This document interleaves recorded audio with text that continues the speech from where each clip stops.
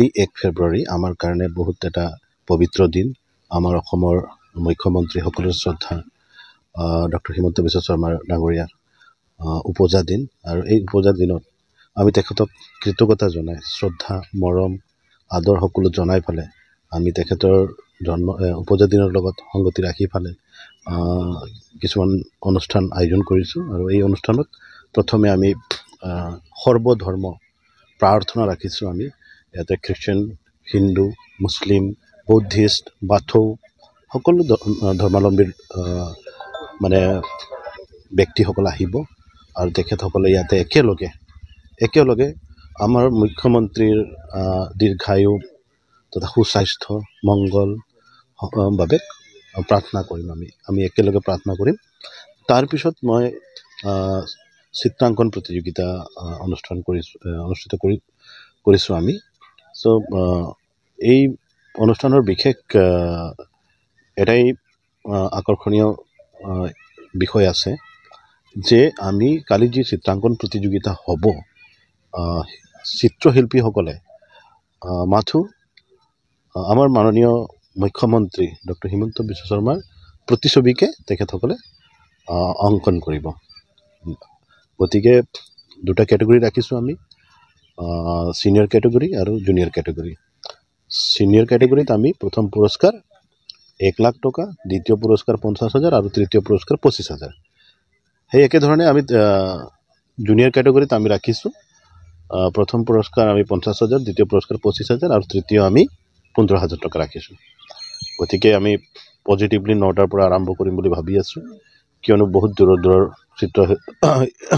শিল্পীসকল আহিব। ডিব্ৰুগড়, গুৱাহাটী, তিনিচুকীয়া, লখিমপুৰ, ইভেন আমি এতিয়ালৈকে খবৰ পাইছোঁ কোচবিহাৰ আৰু ইম্ফলৰ পৰাও যোগাযোগ কৰিছে আহিবৰ কাৰণে। চ' আৰু আমি ভাবিছোঁ যে বহুত দূৰ দূৰণিৰ পৰা আহিব, যিহেতু তেখেতসকলে যাতে সোনকালে ঘূৰি যাব পাৰে ইয়াতে, সেইকাৰণে তেখেতসকলৰ সুবিধাৰ্থে আমি আয়োজনবিলাক কৰি আছোঁ। তেখেতসকলে আহি পেলাই ইয়াতে যাতে চাহ জলপান পায়, তেখেতসকলে যাতে দুপৰীয়া আহাৰটো ইয়াতে গ্ৰহণ কৰিব পাৰে। আপোনালোকে চাইছে এতিয়া আমি কামবিলাক কৰি আছোঁ। সন্ধিয়ালৈকে ৰাতিলৈকে গোটেইখিনি ছেটআপ ৰেডি হৈ যাব। প্ৰতিযোগী এতিয়ালৈকে খবৰ পোৱা বোলে 600-700 ৰেজিষ্টাৰ্ড আছে। আকৌ আনৰেজিষ্টাৰ্ডো আহিব কালি। কেনেকৈ আহিব যে বহুত এনেকুৱা শিল্পীসকল আছে তেখেতসকলে ৰেজিষ্ট্ৰেশ্যন কৰিব পৰা নাই, কিন্তু কালি যেতিয়া আহিব তেখেতসকলে লগে লগে ইয়াতে ৰেজিষ্ট্ৰেশ্যন কৰি দিয়া হ'ব। চ' সেনেকুৱা হ'লে আমি 700-800 হৈ যাব টোটেল। কালি আমাৰ অসম বিধানসভাৰ সন্মানীয় অধ্যক্ষ বিশ্বজিৎ দৈমাৰী ডাঙৰীয়া আহি ফালে তেখেতৰ মংগল হাতেৰে আমাৰ এই অনুষ্ঠানটো শুভ উদ্বোধনী কৰিব। তেখেত আমাৰ লগত থাকিব। আৰু ASTCৰ ৰাজ্যিক পৰিবহণ নিগমৰ সন্মানীয় অধ্যক্ষ পল্লৱলোচন দাস ডাঙৰীয়াকো আমি নিমন্ত্ৰণ জনাইছোঁ কালি।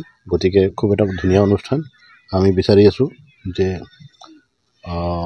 সকলোৱে ইয়াতে আশীৰ্বাদ কৰক আৰু একেলগে মিলি ফালে যি ধৰণে আমাৰ মুখ্যমন্ত্ৰীয়ে সকলো দিন ৰাতি একাকাৰ কৰি ফালে আমাৰ অসমৰ কাৰণে, গোটেই জাতি জনগোষ্ঠীৰ কাৰণে, গোটেই সৰ্বাংগীন উন্নতিৰ কাৰণে দিন ৰাত কাম কৰি আছে, ত্যাগ কৰি আছে। নিজৰ বিষয়ে নাভাবি গোটেই ৰাজ্যৰ বিষয়ে হওক, গোটেই দেশৰ বিষয়ে কাম কৰি আছে। চ' তেখেতক আমি বেলেগ একোতো দিব নোৱাৰোঁ, কিন্তু কমচে কম তেখেতৰ কাৰণে আমি প্ৰাৰ্থনা কৰিব পাৰোঁ। তেখেতে ভগৱানে আৰু শক্তি প্ৰদান কৰক কামবিলাক কৰিবৰ কাৰণে, তাৰ বাবে আমি প্ৰাৰ্থনা কৰিম। মই নিজাববীয়াকৈ এইটো অনুষ্ঠান ৰাখিছোঁ আৰু সকলোৱে কালি বেলেগ বেলেগ ধৰণে তেখেতৰ জন্মদিনটো উদযাপন কৰিব। তো মই এনেকুৱা ধৰণে উদযাপন কৰিবৰ কাৰণে ওলাইছোঁ।